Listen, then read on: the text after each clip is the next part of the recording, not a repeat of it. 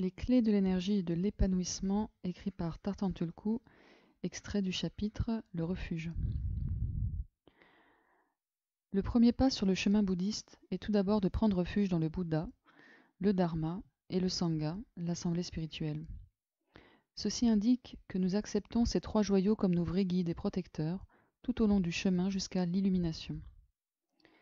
Nous prenons refuge dans notre propre maître spirituel en tant que manifestation du Bouddha. Nous prenons refuge dans le Dharma, dans les enseignements représentés par les textes et commentaires du canon bouddhique. Nous prenons refuge dans le Sangha, nos compagnons de voyage sur le chemin. Il est naturel de commencer par suivre ce que nous croyons spirituellement plus élevé que nous. En majeure partie, c'est une bonne chose. Nous apprenons à donner moins d'importance à nos propres désirs, à respecter les besoins des autres, à avoir une foi fidèle. Mais avec les maîtres et les livres, nous ne pouvons apprendre que jusqu'à un certain point. Il faut ouvrir notre propre compréhension, réaliser les vérités spirituelles par notre expérience intérieure. En nous ouvrant véritablement, nous établissons alors notre relation intérieure avec le Bouddha, le Dharma et le Sangha. Nous commençons à nous éveiller à l'illumination. Les actes spirituels sont ceux qui se produisent naturellement quand nous agissons avec un cœur ouvert. Les enseignements montrent seulement le chemin de cette ouverture et il n'est pas facile d'arriver jusqu'à l'endroit qu'ils indiquent. Beaucoup de personnes apprennent à agir en accord avec les enseignements, moins apprennent à vraiment les vivre.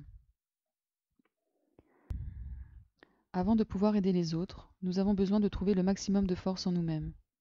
Il est possible de trouver cette force en laissant le Bouddha et le Dharma devenir vivants en nous. La plupart d'entre nous, cependant, ne sommes pas encore capables de faire l'expérience de cette vérité intérieure.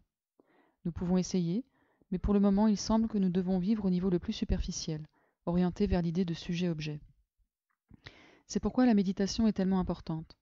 Dans la méditation peuvent venir des expériences de réalisation qui transpercent soudain notre attitude conceptuelle envers ce que nous vivons, et ces réalisations aident à voir les choses avec une perspective plus illuminée.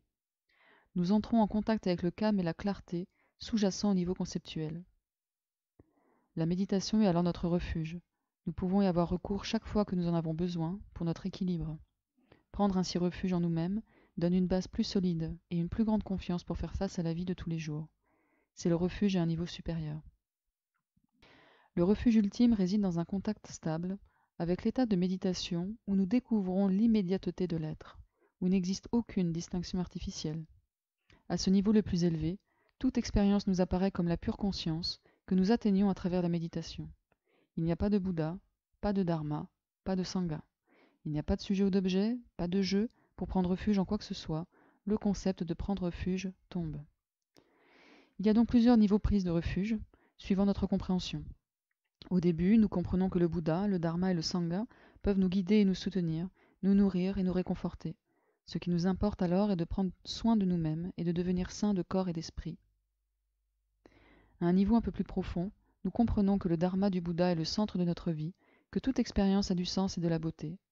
À un niveau encore plus profond, nous réalisons que le Bouddha, le Dharma et le Sangha sont toujours avec nous, il n'y a donc pas besoin de culte extérieur.